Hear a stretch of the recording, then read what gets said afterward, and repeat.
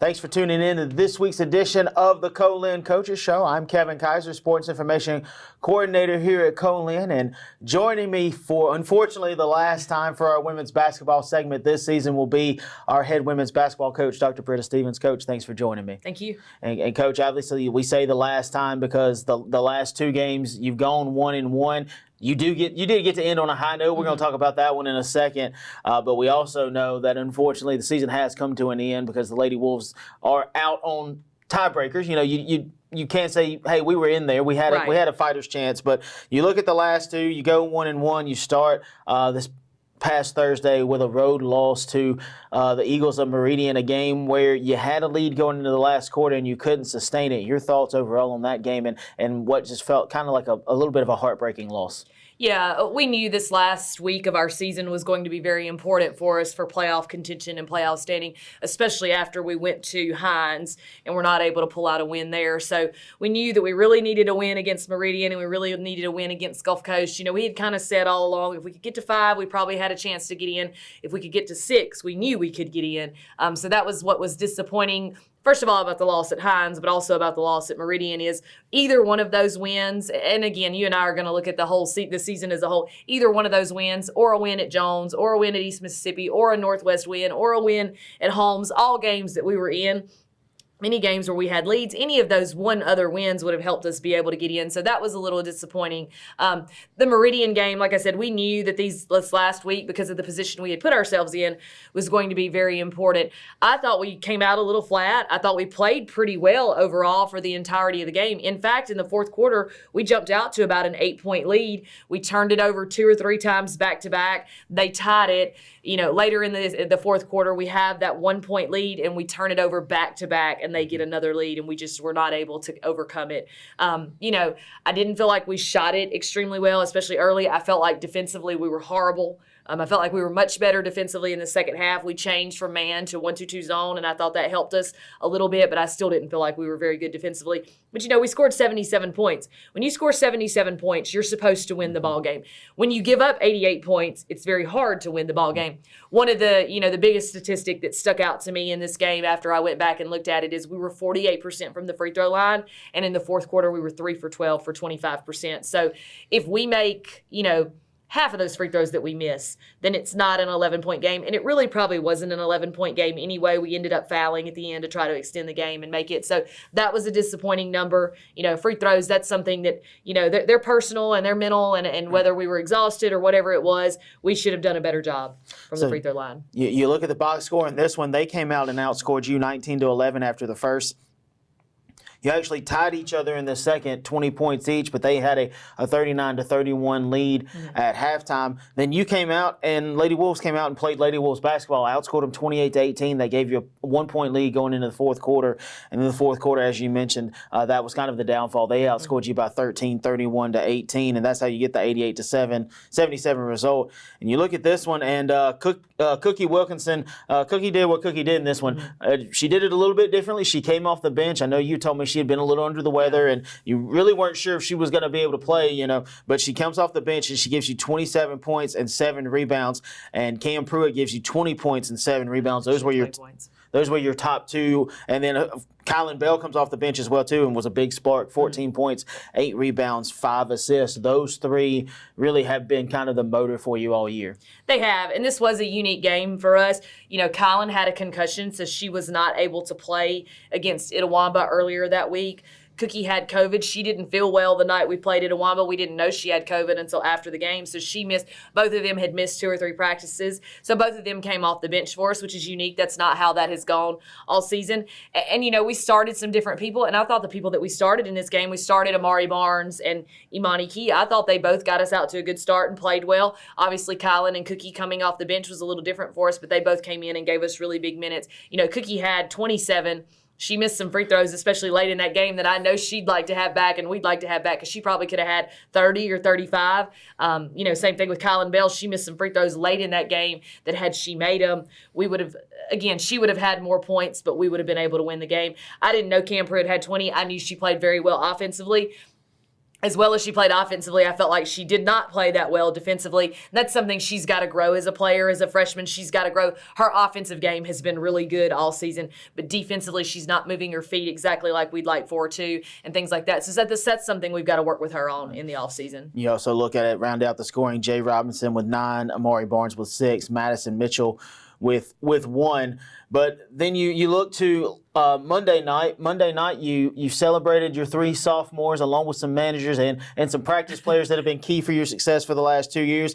But not only did you get to celebrate it, you got to celebrate it with a win. And, we were talking last night after the games, you said, you get to do something that a lot of other teams don't get to do. You got to end it with a win. You get to carry a little bit of momentum into next season, throughout recruiting and those kind of things as well too. 53-43 win. Your thoughts overall on how your team was able to overcome a slow start and really outlast the Bulldogs in this one? Yeah, a slow start is a good way to put it. I mean, in the first 10 minutes of the game, we scored 6 points.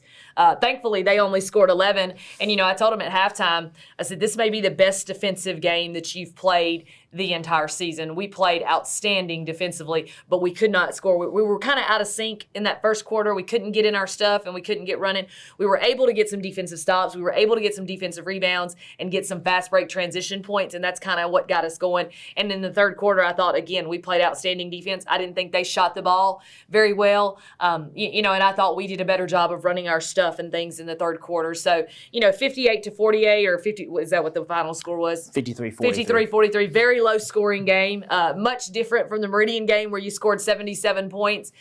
So different effort. Obviously, this was a defensive game. Obviously, when you hold someone to 43 points, you're supposed to win, and you don't have to score as much, which was a help for us because I didn't feel like we shot it great either. I know Co-Lin was pretty good from the three-point line. I felt like her legs were not under her last night. I felt like she was tired. I thought Imani Key was really good last night. And moving forward, we did celebrate those 3 sophomores. We lose Cookie, we lose Kirsten, we lose Kristen Walters.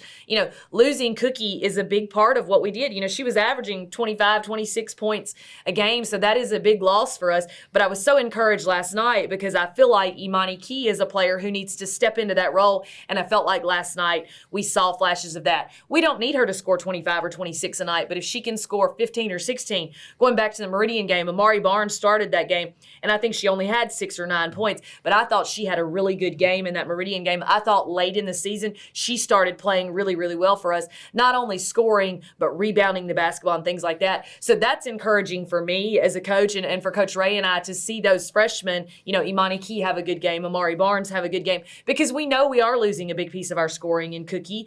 Kristen Walters has given us very valuable minutes in the post. So for Cam Pruitt, for Jay Robinson to score 9, for those players to come in and do those things, it just lets us know that our foundation for next year is built and it's solid. Right. You look at the box score in this one. You just mentioned it. They outscored you 11-6 in the first quarter. Very low scoring first quarter. Kind of indicated how the rest of the night was going to go. You outscored them 14-10. That gave you you were trailing by 1 at halftime, 21-20. Then you really hammered them in the third quarter. This is what made the difference. You outscored them 20-7, and that's what gave you the lead. And then they outscored you just by 2 in the fourth quarter, 15-13. And then you look at the line scores.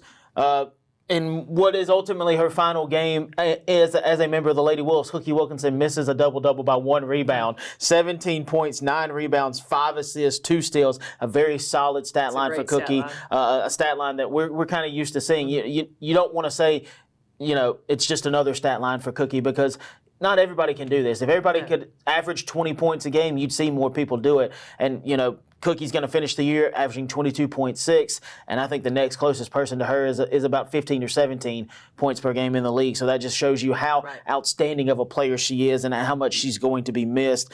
Imani Key, you mentioned it, 16 points off the bench, and then Kylan Bell, 12 points and 7 rebounds for her as well, too, so she nearly missed a double-double. Cam had 4, and Kristen Walters had 4 as well, too. That's all the rest of the scoring that you got. You had some really solid defense. Added some players that we've talked about all year. Madison Mitchell played really good defense.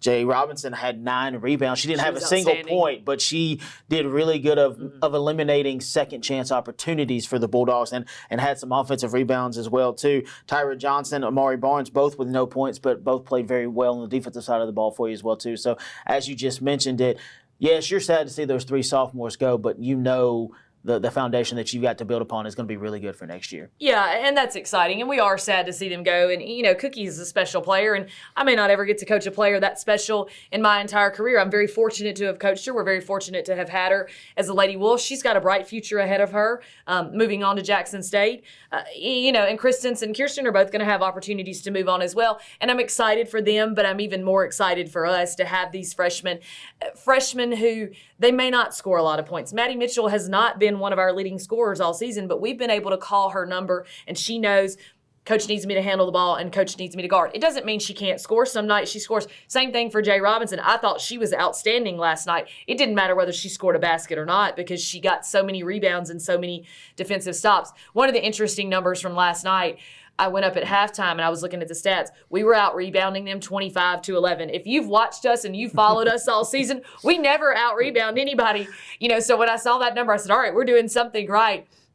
And then when I looked at the turnovers at halftime, we had turned it over 11 times and they had only turned it over 2. And that's what I told our team at halftime. I said, if we cut this turnover number in half with this rebound number, it's not a 1-point game. It's a 10-point game. We're leading. And so I felt like when we came out in the third, we not only continued to rebound, but we stopped turning the ball over and we took better shots. Cookie Wilkinson, she was just short of that double-double line last night. And I could tell she was exhausted and a little bit frustrated in that second half. And at one point I called her over there and I said, you're taking great shots. Keep taking great shots because when you take a great shot, we get the rebound or it's in the flow of our offense. We can get back in transition. And sometimes with this team, one of the things that we've talked about is sometimes instead of taking the great shot that's wide open, sometimes we'll put it on the floor and we'll take a worse shot than we had to start with, or we'll turn it over. And that's what I told her. I said, we got to keep taking great shots. I was really encouraged. Imani Key, I thought she was really good. Colin Bell, I thought she had a really good night. So those two are going to be key for us next year coming back. Cam Pruitt has been our second leading scorer all season. So the foundation is there. We've just got to put the pieces together. We signed 3 really good high school seniors who are going to come in as freshmen. And I think all 3 of them are going to push our sophomores, push them maybe for starting spots. And so I'm very excited about that as well. Right, and that'll kind of lead us to looking forward and kind of wrapping up this season. You look at the season as a whole, you finished with a winning record, 15-14. Not on the conference side, 5-9. You'd like that number to be a little bit better, would have pushed your overall record better. But your thoughts overall on this season as a whole, I think you could probably say we played a lot of winning basketball, but we didn't get enough winning plays throughout the year. And that's kind of what led to some of those close games just not falling in your favor this year. And that could also be a factor of the fact that, hey, you were very freshman heavy. You only had 3 sophomores. Again, we thank Cookie and Kirsten and Kristen's for all of their for everything they've done for the last 2 years. Kristen's only 1 year, but hey, it was a great 1 year. Mm-hmm. Cookie a year and a half, but no one has done more in a year and a half than maybe one other person. She's going to finish top 5 in nearly every statistical category, top 2 in career points at I think it's 862 at points per game this season. Is top 5 for sure, if not the best.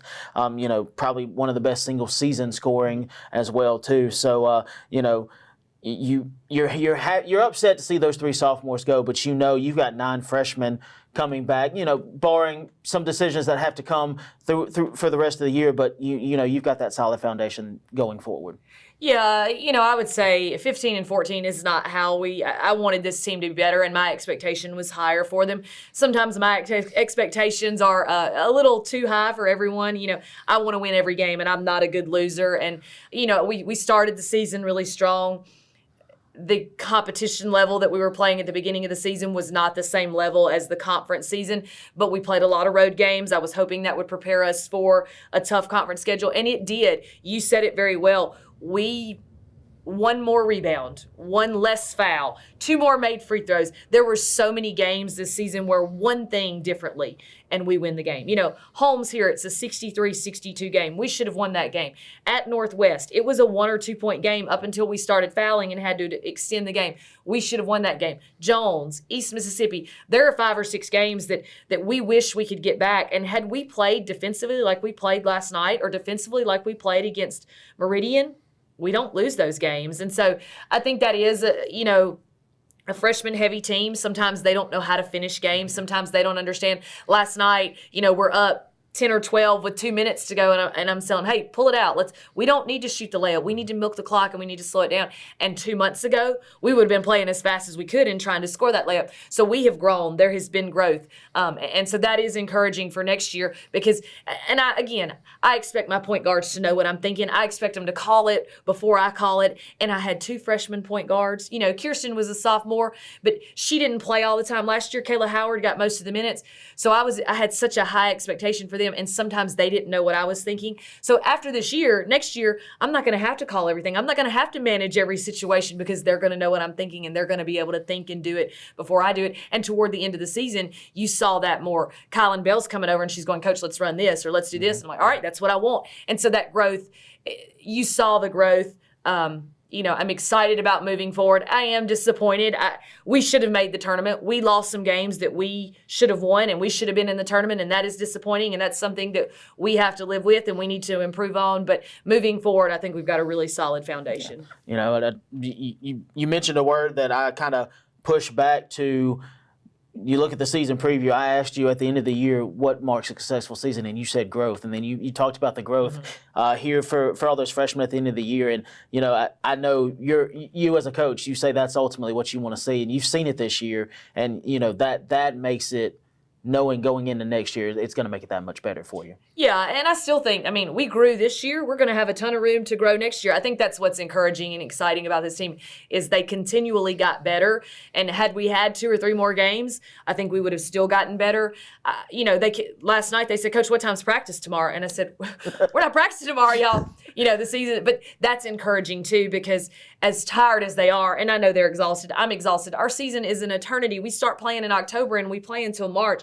As tired as they are, they still want to practice, and they still, you know, they still like each other. We still have a good camaraderie and things like that. So I think that's a big part of being successful is that camaraderie, and I think we're going to have that foundation built for next year. And I think those 3 freshmen that we're bringing in and whoever else we bring in, you know, we probably only need to sign 1 or 2 more players. We don't need to sign 8 or 10 more, so that's exciting too, that in recruiting we can be selective and bring in the right pieces. You know, we needed to add some speed and athleticism to this lineup, and we've done that. We've added a point guard who is speedy and athletic. We've added a wing who is very athletic, and we've added a post. That's what we needed. So we've added pieces. We still need 1 or 2 pieces, but with what we have and what we're adding, I'm very encouraged for next year. So as we like to say, now the real work begins. That's now right. You got to finish hitting that recruiting trail and finish out the year strong. So lots of exciting and encouraging things happening for the Lady Wolves. Again, they finished the season 15-14, 5-9 in conference play, just barely missed the region tournament field due to tiebreakers.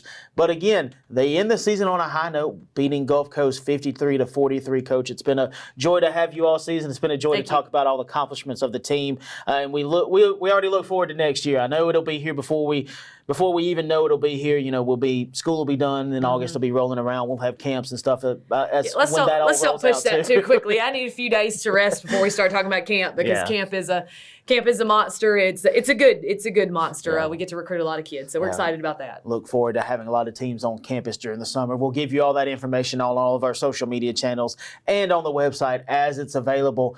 That'll wrap up our women's basketball segment for the rest of the year. Stick with us. Men's basketball, baseball, softball action, all to come after this. At Copiah Lincoln Community College, you'll find a family of instructors and staff who truly care about your success. And not to mention a really fun college experience too. Co-Lin was recently ranked #1 in the state for student success. So whether you need to start or finish your college degree, take classes on one of our 3 campuses or online, Co-Lin is the place to be.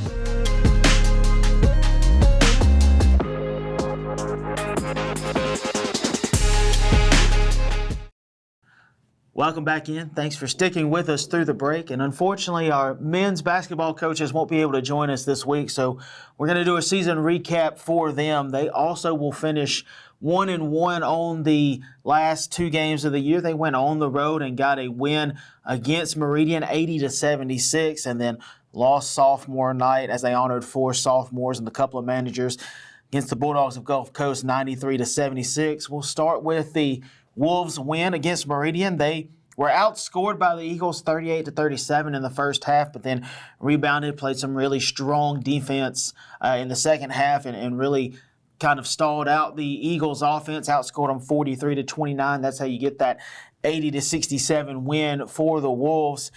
In that one, you look at the personal scores and everything. Keyshawn Shields was the leading scorer for the Wolves. He had 23 points, a season high for him, career high for him. 2 rebounds, 3 assists, 2 steals, a really, really great night from Keyshawn. Devin Bates had 18 points, a solid stat line from Devin, 18 points, 5 rebounds, 5 assists, 5 steals. We've seen Devin with a few of those games where he's got double-digit points and 5 to 7 in all those categories. So an outstanding night from Devin.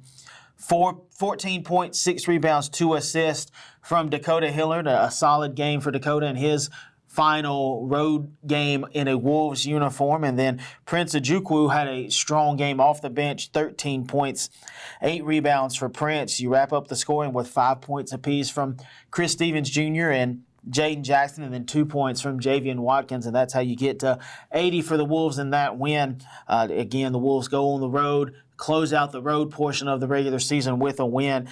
And then you look at the 93-76 loss at the hands of the Bulldogs.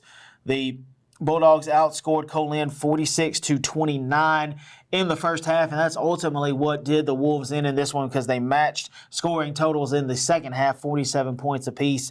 But that's how you get that 93-76 line there. And you look at the scoring for each team. Devin Bates actually posted a double-double in what's going to be his final game of his freshman season. 20 points, 11 rebounds out of Devin, 3 assists, 3 steals. Game tied for the game lead in points with 20.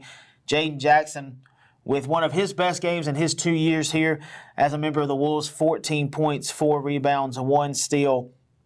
Keyshawn Shields with 12 points, 6 assists, 3 rebounds, 3 steals off the bench to wrap up the scoring for the Wolves. Dawson Knox had 9.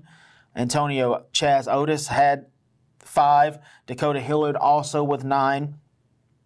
4 points out of Prince Ojukwu, 2 points out of Javian Watkins, and 1 point from Brick and Kukwa, and that's how you get to the 76 points for the Wolves. And as we mentioned, they also honored 4 sophomore players from this year. Those 4 sophomores were Antonio Chaz Otis, Jaden Jackson, Corey Brown, and Dakota Hillard.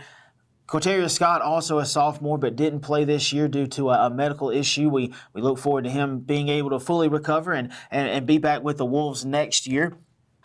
But you look at the season as a whole, very much, I think, if Coach Sanders was here, he'd be able to tell you that it's very similar to how the women's were this year. They played a lot of winning basketball and just couldn't get enough winning plays. A lot of times the Wolves were starting 4 freshmen and a sophomore. A lot of times only maybe had 2 sophomores on the court. You only had 4 or 5 on the roster. That's just something that's going to happen sometimes.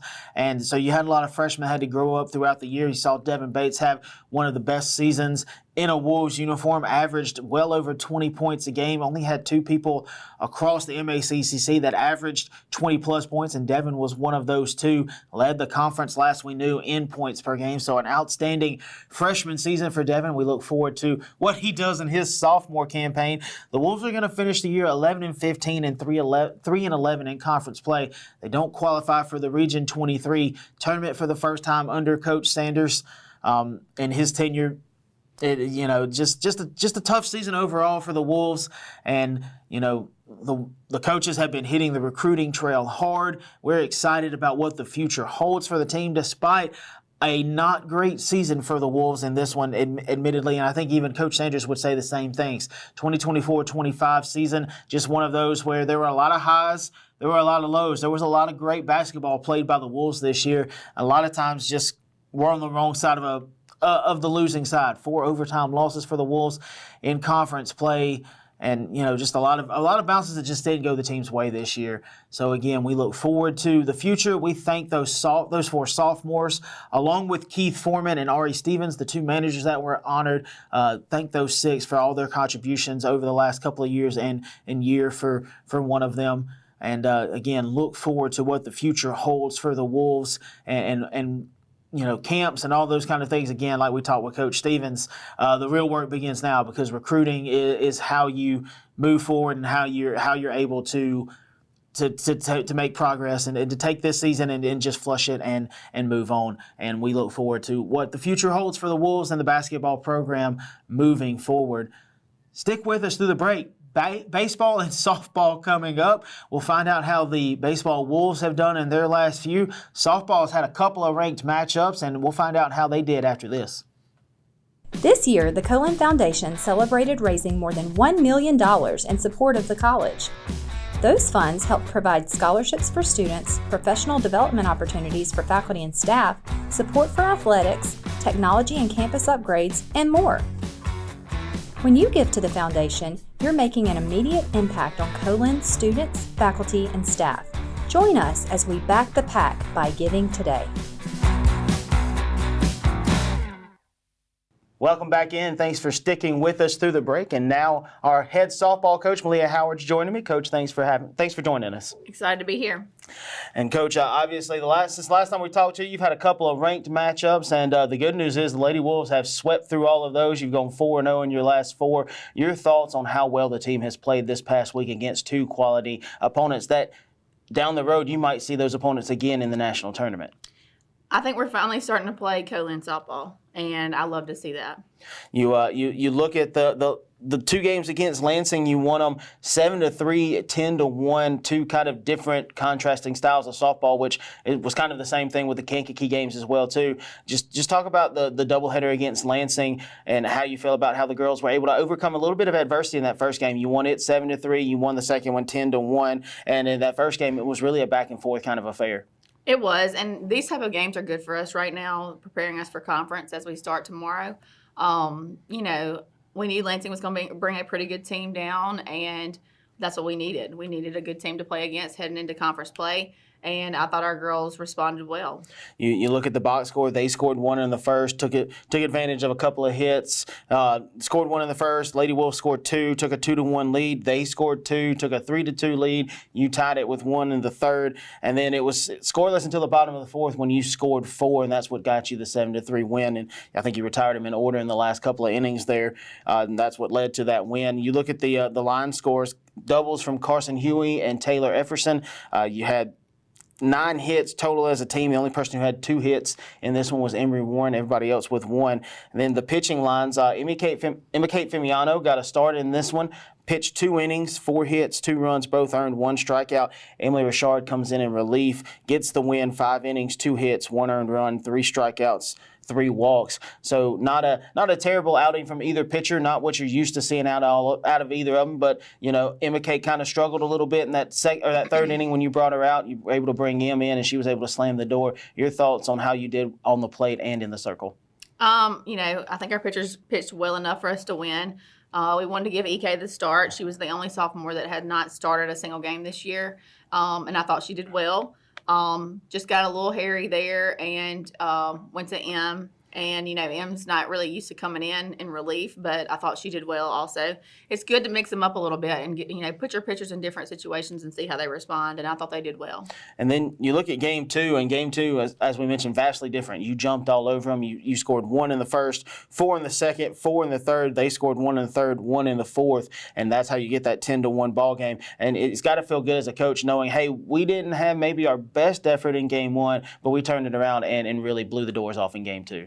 Yeah, this group is a lot like the groups we've had in the past. They like to kind of wait around and wait a little bit to get their bats going and get started. But, after we got their attention, they realized, hey, we got to step it up. And they definitely stepped it up in Game 2. I was proud of that. I love to see anytime we put 10-plus runs on the board, that's a good sign. And you look at this one, you had 10 hits, and a name that we don't talk a lot about offensively, Abby Burnett led the way for your team in this one. 3 hits, a perfect day at the plate, a perfect game at the plate, 3 for 3, and led the team in RBIs with 3 as well, too. You had a double from Breeley Phillips, home runs from Stella Roberts and Taylor Efferson. So up and down the lineup, you had contributions.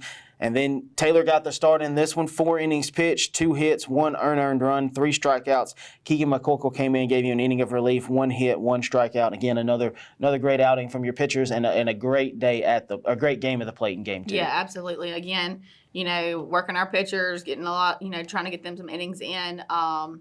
Pleased with them. You give up 3 hits in a game, I'm okay with that. And one run, I'm okay with that too. So. And then you look to this past Thursday, you hosted Kankakee. The Lady Cavaliers came in your final non-conference games of the season before conference play starts, and then obviously we went to postseason and all that kind of stuff. But you beat the Lady Cavaliers 10-0 and 9-3. Your thoughts on how the team was able to win two contrasting styles of ball games? You jumped out early in game one, and then you had to come from behind in game two. But your thoughts on how they were able to pull those off? Today or in that game, we started off pretty hot, and we were scoring every inning, and that's a big thing that I want them to do every game moving forward. Is we have got to get a run on the board every single inning. We don't want to go to the plate and go down 1, 2, 3. We want to get up there, get runners on base, find a way to scratch every single inning, and we did that. You look at this one, 2 runs each in the first, second, and third innings, 4 runs in the fourth inning, highlighted by a big 3-run home run from Meleah Baines. We talked about in between games, we were like, well, she's finally made it to Wesson. It's finally good to see Olivia come alive at the plate. Home run from her, doubles from Breely Phillips and Morgan Chisholm. A great day at the plate as you had 11 hits in this one. Breely actually led the way 3 for 3. Olivia Baines led the team in RBIs with 4. She had a pair of hits. Avery Williams with a pair of hits. Kinley Mulder with a pair of hits as well, too. So up and down the lineup, you had contributions. And then pitching-wise, Taylor came in, got the start, gave 4 innings, 2 hits, no runs, 2 walks, 6 strikeouts. Keegan came in, finished it off 1 inning with a walk. I think most people won't get to see it because they weren't there, but the play of the game may have been Keegan's double play. After she gives up the walk, they tried to bunt it. Girl popped it up. Keegan dove for it, snatched it out of the air, and then threw the girl at first. It was the best play of the game, I thought. Absolutely. And we talk about our pitchers, like, yeah, you're pitchers, but guess what? If you're pitching, you have to get outs. And I told Keegan, I said, that's how you, as a pitcher, step up and help your team get outs. Go ahead and just dive, make the double play, and help us get out of the game. And she did really well. I was proud of her for that. She's one of the highlights of the season for sure. And then you look at game 2, and this one got off to a little bit of a rocky start. Kankakee jumped out to a 3-0 lead behind a 3-run home run. Not something we're used to seeing Emily Richard give up. One that she got just left it a little too much over the plate. Girl got all of it, but girls rebounded. You scored 2 in the first, 2 in the third, 3 in the fourth, and 2 in the fifth, and that's how you get to 9-3. You look at the box score, 10 hits. The only person who had multi-hit game was Emery Warren. She had 2 doubles for you, but you also had a double out of Kinley Mulder. You had a big home run out of Avery Williams. That's where I believe your first 2 runs came from. Another big home run from Breely Phillips. When Breely hit hers, I think everybody in the park knew just by the sound of the bat. She hit it, and I was standing in the dugout, and I went, well, that one's not coming back. There was no doubt about that one. And Emily Richard, like we mentioned, she got the start. Another complete game for her, 3rd straight complete game that she's pitched. 1 hit. That was the 3-run home run, 3 runs. Only 2 of those were earned because there was an error in that inning as well, too. 2 walks, 6 strikeouts. So a solid line from Em. You take away the first inning, and it's an even better line, but a great outing for Emily nonetheless. Yeah, and like you said, it was good for us. I mean, I don't ever like to give up runs, and I don't like to lose, but it was good for us to get down in a hole early in the game to give going into conference, our girls need to understand that it's not always going to be perfect. Things are not going to go our way sometimes. And for them to come back and capitalize, hey, we came back and got 2 runs after they scored 3. And then we go back out there and don't give up runs the rest of the game, and then we constantly score throughout the game. That's what we have to do. So I was really proud of that. And you just mentioned it. We're going to look ahead. Now everything really, not saying the first 16 didn't count, but now everything from here on out really counts, and it really matters. And it starts this Saturday. You're going to go on the road. You play Meridian. Like we said, they're opening up their new ballpark. Program is on the rise. They've had some really good wins this year. What do you know about the Lady Eagles heading into that one this Saturday? I think they're having a pretty good year so far. And, like you said, when conference gets here, none of the other games matter. None of the games they've played matter. It's a new season. So we have to approach it as, well, honestly, we just need to keep doing what we're doing. And that's my plan. And then the next week we'll play the Lady Tigers of Coahoma at home. That'll be the home conference opener. And then you'll go to the road and play the Lady Bulldogs of Holmes. We'll talk about those after we get back. Obviously, no show next week with it being spring break, but lots of exciting things happening with the Lady Wolves. Again, they go 4-0, sweep the number 24 Stars of Lansing 7-3, 10-1, and then turn around and sweep the number 20 Lady Cavaliers of Kankakee 10-0 and 9-3. Lady Wolves are on the road to open non-conference play this Saturday at Meridian, 1-3 first pitch times, and then they'll be home on Tuesday, March 11th against Coahoma, 2-4 start times for those. If you can't make it out to the ballparks, we'll give you the streaming information as it's available to us. We'll have our first softball stream on Tuesday. I'll be on the call there for that one, so we look forward to either having you in the ballpark or on the stream. Stick with us. After this, we're going to talk about baseball, talk about their final non-conference games, and then look ahead to their conference schedule as well, too.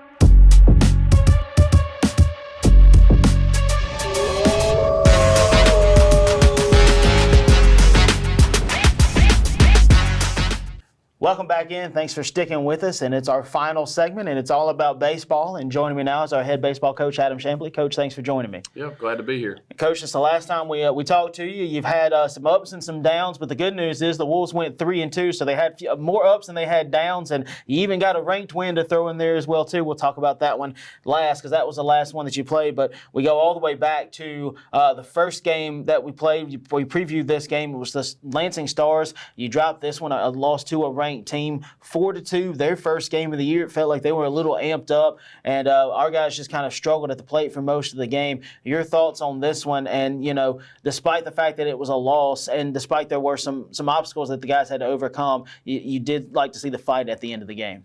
Yeah. You know, it was one that felt like from the get-go, especially with it being their first game, and I thought their starting pitcher was pretty good, but it seemed like he was going to just kind of give us some things, and then we let him settle in, and he had a little bit of confidence or built some confidence as he went, and it seemed like he got better as he went, and he made it tough on us. But yeah, it was good. I mean, that's something that I think you can continue to say about our team all year is we haven't really gone away easily. You know, even if we don't swing the bat for 7 or 8 innings, all of a sudden we tend to figure it out in the 8th or 9th. But yeah, you know, it was one that we really wanted. I mean, we really wanted to win that game, a ranked opponent, and you know, it would be a quality win, and just weren't able to make it happen. But I mean, just a solid baseball game. Just you win some, you lose some. Right. So and you look at this one, and the big inning came for them in the third, and you know you want to say if you can take that inning away, it's a 2-1 ball game and you win it. Unfortunately, you can't take the inning away. They scored 3 in the third, 1 in the 8th, and then the guys scored 2 in the 9th. And you know, if I'm not mistaken, even in that 9th, had a chance to had the tying runs there, and they got back-to-back strikeouts. Their pitcher did what he needed to do to win the game there. But you had 7 hits. Tucker Jones had 2. Evan Holyfield had 2. Trey Davidson with 1. Donovan Moore with 1. Dylan Weston with 1 as well too. So a game where even when you struggled with the bats, you were able to get a couple of multi-hit games. And then you look at the starting pitchers. Cohen Weinhofer, 4 innings pitched, 4 hits, 3 earned runs, 4 walks, 4 strikeouts. And then Lucas Harrington came in, and Lucas was very dominant. 5 innings, 3 hits, 1 earned run, 5 walks, 7 strikeouts. You know, I think not terrible outings from your pitchers, but a game where if you'd have gotten the walks down, the walks is what really hurts you in the long run, because that's what led to a lot of the runs. You know, you had 11 strikeouts, but you had 9 walks, and I know you as a coach, you don't want to focus on the bad. You want to be like, hey, yeah, we got 11 strikeouts, but we also had 9 walks, and that's what did it for us. Yeah, and that's kind of been some of our issue a little bit throughout the season, and hopefully we continue to figure those things out. But I mean, Co-Lin still gave us a chance to win the game. You know, he still did enough with his outing to give us a shot, and Lucas pitched really, really well. Maybe his best outing all year. His stuff was really good. You know, but once again, offensively just didn't quite do enough, but it's like that sometimes. And then you go to this past Saturday, you hosted Nunez in a doubleheader where you wanted to get both of them. You were able to get a split. First game didn't go your way, 4-3. And we look at that one, and they scored 2 in the 5th, 2 in the 8th. After the Wolves had taken a 1-0 lead in the 3rd, then they took that 2-1 lead in the 5th, and then we scored 2 in the 8th and had a chance to tie it in the 9th. And you look at it, and in this one you kind of look and you go in the 8th and 9th innings, you had runners in scoring position with 1 out or no outs, and you just couldn't find a way to push a run across. And that's the unfortunate part in this one. In the ninth inning, you look at it, bases loaded, no outs. Donovan Moore hits a ball. You can't hit a ball any harder than what he hit it, and the third baseman just reaches his glove out, and you're fortunate not to get in a double play right there. And then the next batter's Trey Davis, and Trey hits one that, it looks like it's going to get down, and it just hangs up, and then they were able to throw Avery Griffin out at the plate. Sometimes you wish you had replay right there, because I told you from our broadcast, our position up in the press box, it looked like Avery got in. Unfortunately, he was called out, and that's how you get that 4-3 box score right there, a 2-run home run from Tucker Jones in this one in the 8th, and that's what made it the 1-run game. But your thoughts on the fight? Again, the guys showed, again, not a great time at the plate, but still were able to show a lot of fight. Yeah. Once again, trying to almost made some things happen late in that one. And I guess going back to the play with Avery, he was 100% safe, because we've been able to go back and look at it on our camera system that we have. And, there's no doubt, like, we've watched multiple angles of it. And he was definitely safe, but, we don't have instant replay at this level. So, or review. We can't review or challenge any plays. So, he was called out, and I think for sure that we made the right decision in sending him. I mean, you go back to, like you said, in that situation, if Donovan just hits the ball a little further down the left field line, or if Trey's ball gets down, then we're celebrating, and we never have the play at the plate. But unfortunately, we barrel 2 balls right at guys, and then the left fielder does make a solid throw. The throw definitely beat Avery, but it was all flying. He had to jump back towards the plate for the tag, and Avery was 100% in there. But who knows how extra innings would have played out, or if we would have won it with the next hitter. Who knows? It is what it is. We did have opportunities to win that game before that, but you still hate that it kind of ended the way it did. But once again, a lot of fight, and I know we'll talk about the pitching, but Jackson Rayburn with his first start, or first action, coming off a little bit of an injury, and he was really, really good, so that was good to see too. But, some drama in that game, and just definitely a tough loss, which we've had some tough losses, but those things kind of, I think they kind of harden you a little bit for future games and the drama, and hopefully those situations you don't get sped up in the future. You're just kind of used to playing in those high, intense environments. Right. 6 hits in this one. Reese Thomas led the way with 2. Tucker, Donovan Moore, Evan Holyfield, Bradley Hanlon with hits as well too. You just mentioned it. Jackson Rayburn got the start and really more functioned like an opener, because y'all had him on a low pitch count with it being his first action. But I don't think you can ask for a better outing. In 3 innings, he had 4 strikeouts.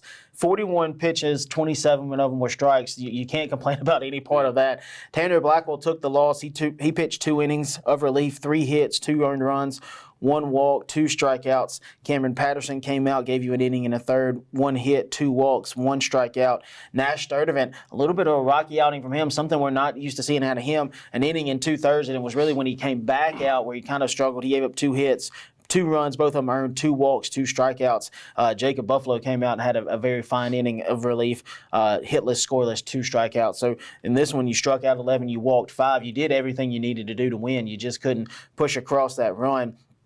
But then you look at Game 2, and you shut them out in Game 2. You win 5-0. I think it's got to be good as a coach to look at it, and you look at this one and go, all right, we were able to bounce back in this one, and you jumped on them early. You scored 2 in the first, 1 in the second, 1 in the third, 1 in the fourth, and that's really all it took at that point. And that's how you get to that 5-0 lead, 5-0 win. Your thoughts on how good it was to see the guys be able to bounce back after a tough kind of emotional loss, not just a tough loss but that one spent a lot of emotion as well too. Yes, I did. That's the really tough thing about doubleheaders is like, hey man, you just won or lost a really dramatic one, and you're super high or maybe really low, and then you got to figure it all out and reset in 30 minutes and be ready to go again. So that is really tough. But it was good to see, especially you mentioned jumping out early in a 7-inning game. You don't really have time to wait around. So it was nice to jump out to that early lead and go compete. Wes White was really good. So that helps you. Shorter game, really good pitcher, go out there and compete his tail off. And then, you add a 4 or 5 run lead for West White against most people, I'm going to feel pretty good with our odds there. So, definitely good to bounce back against a team that, we're 0-3 against at that time and finally get one against them when, if we're being honest, I think we should not, should probably have already won 1 or 2 against them in those 3. And I don't know, just kind of some weird games with those guys. Right. But, yeah, definitely glad to win it. And you look at this one, 5 runs on 5 hits. Reese, Tucker, Trey, Sam Cook, Avery Griffin, all with 1 hit.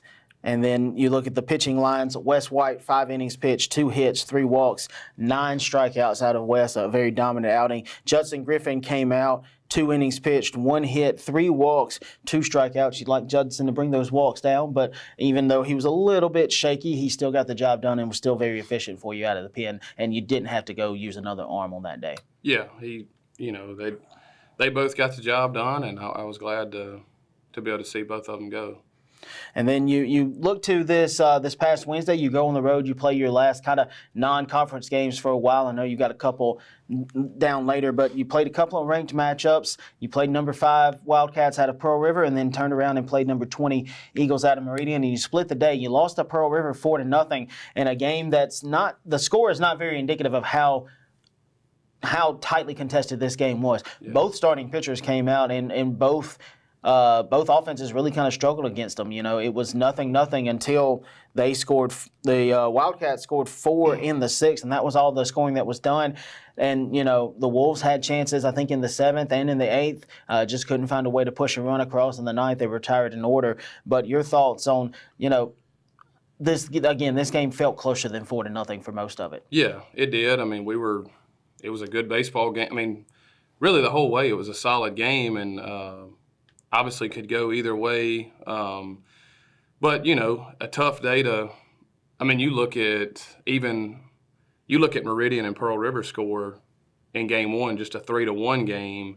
The weather, not to make that an excuse by any means, but kind of a tough day to hit. The wind, I say a tough day to hit. The wind was howling out, so you would think guys would be fired up, but it was just kind of a dreary day, and wind blowing and colder than what we kind of been used to. And so maybe a little tougher day to hit, but and then you're facing really good arms all day, so it was, it was what it was. We struck out way too much, weren't able to do a whole lot once we got on, because at one point, we get picked off, and then we want guys to be aggressive on dirt ball reads, and we had one that was, and it just didn't work out in our favor. So it was just we get guys on, and then we got out. So some things just didn't go our way, but we just have to. I mean, you can't strike out. They didn't walk a single guy. So, they didn't give us anything. We were going to have to go earn everything, and they put it right in there at us. And like I said, we struck out 13 times, and obviously that's not winning baseball. Right. So it was what it was, but I thought Co-Lin, once again, you look, kind of exactly like the Lansing game. I think all we used in that game was Co-Lin and Lucas, and you look at this one, Co-Lin, Lucas, and then Buffalo. But Co-Lin gave us a chance again. He was good. Lucas was solid. He gave up the runs, but they kind of earned those. They swung it a little bit that inning, and I don't know. You look at a lot of our games, at least in the last few weeks, it kind of comes down to one big inning. Like, it'll be 0-0s or maybe a 1 in one inning, but then you look up and there's like a 3-5 spot in one, and it's like, okay, well, if that doesn't happen, then this game's a lot different. Right. But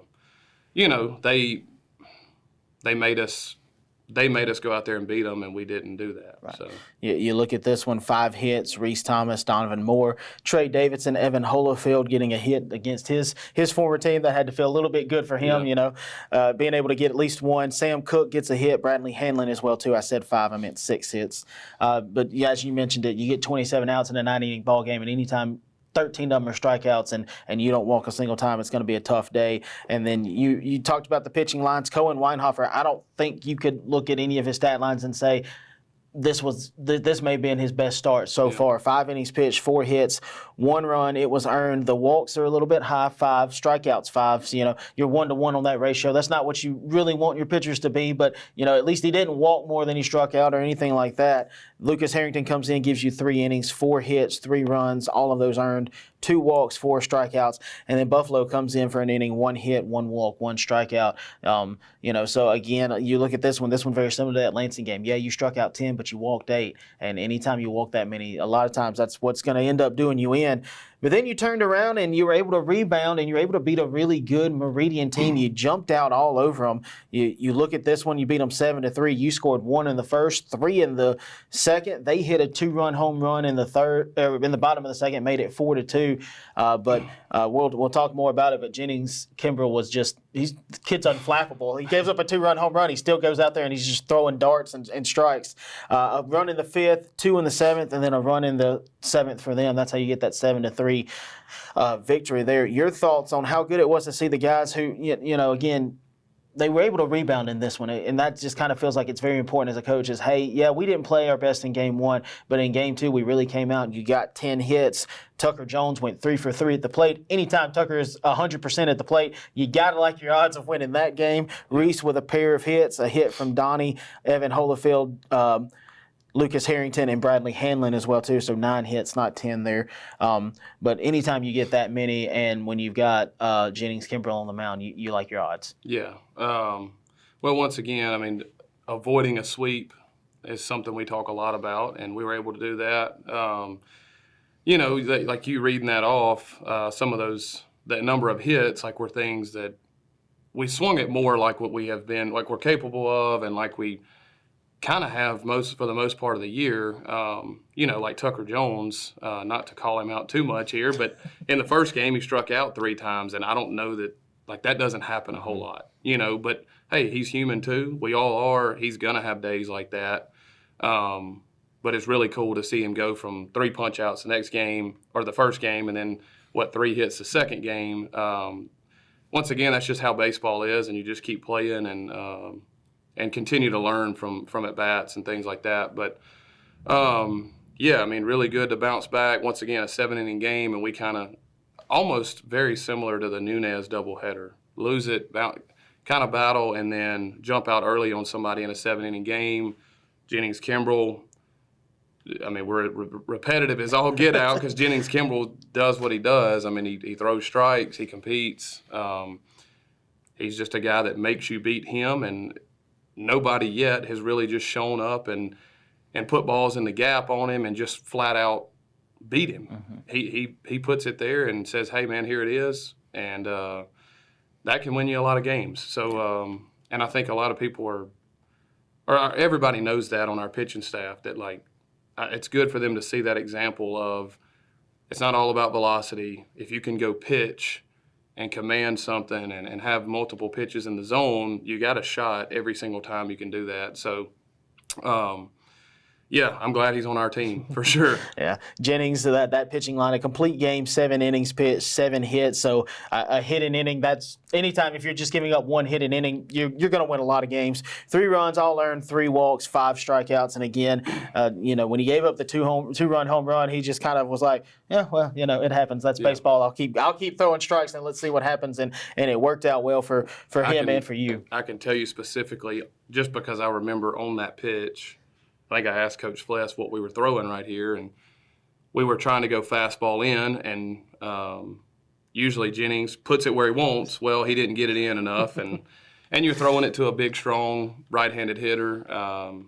So he just missed over the middle, and he took advantage of the mistake and I think Meridian's commentator even said that Jennings has pretty much only made 1 mistake today, and they made him pay for that one, but thankfully it wasn't anything more than just a 2-run homer, and we had the lead. So also want to mention in this one, I don't remember exactly when it was, but you had one of the most exciting plays in all of baseball. Tucker Jones stole home in this one, so we laud him with a lot of things, and we talk about how well he can hit. The kid can steal bases as well too. He didn't play for the first couple of weeks, and came out in that first week and stole 10 bases. He went from none to leading the team in a week. So you can't talk enough about just just how great of a baseball player Tucker Jones is amongst a lot of talent on this team as well too. But you look ahead now, and as we talked with Coach Meleah with softball, not saying everything didn't matter now, not saying your first 25 games didn't matter, but now going forward, you got a non-conference couple of games in all this conference play, but everything pretty much from now really matters. It matters for seeding, it matters for postseason, it all matters from here on out. And you start on the road at Coahoma this upcoming Wednesday. What do we know about the Tigers going into that one? You know, I know they have a couple good wins so far, but haven't really gotten into. Right now, we're taking a couple days off, I guess, and as much as we can take off. Trying to relax a little bit because it has been 25 games quickly, so it's been busy. But so hadn't dove in too much into looking at video and things like that on them. But like you said, I mean, man, it's conference play, and I've talked to several other coaches. I mean, our conference, our league is as crazy as any. Anybody can beat anybody, and that's not just saying that. That's 100% true. So, you know, I mean, going on the road anywhere, you know, is always tough. So they're going to compete. They're going to be well coached. You know, so I think we're going to have to show up. We're going to have to play well, just like with anybody. So I'm excited about conference play, and hopefully it gets off to maybe we can start similar to how we started the season on a 8 to 10 game winning streak or something. But yeah, like you mentioned, the 25 games so far, yes, we've learned a lot about ourselves in those games, but now we're 0-0 again. So just excited about the conference play. All right, Coach. Well, we look forward to it. Lots of exciting things happening for baseball. Again, they close out this portion of the non-conference with 5 games. They drop a few of those. They have losses to Lansing, Nunez, and Pearl River. Pick up wins against Nunez and Meridian. Finished 2-3. I believe I had that backwards when I said 3-2 earlier. I'll correct myself now. You know, I'm human. I can make mistakes too. It's okay. And then they'll open conference play on the road this upcoming Wednesday at Coahoma. 1 and 4 start times there. And then they'll have a home doubleheader against Holmes on Saturday, March 15th, 2 and 5 with those. We'll have all the streaming information as it's available on all of our social media websites. Again, next week is spring break, so no coaches show next week. It'll be a couple of weeks before we get to talk to all of our coaches again, and we'll have lots of exciting action to talk about. Until then, I'm Kevin Kyzar, Sports Information Coordinator here at Co-Lin. Thanks for tuning in, and we'll talk to you on the other side.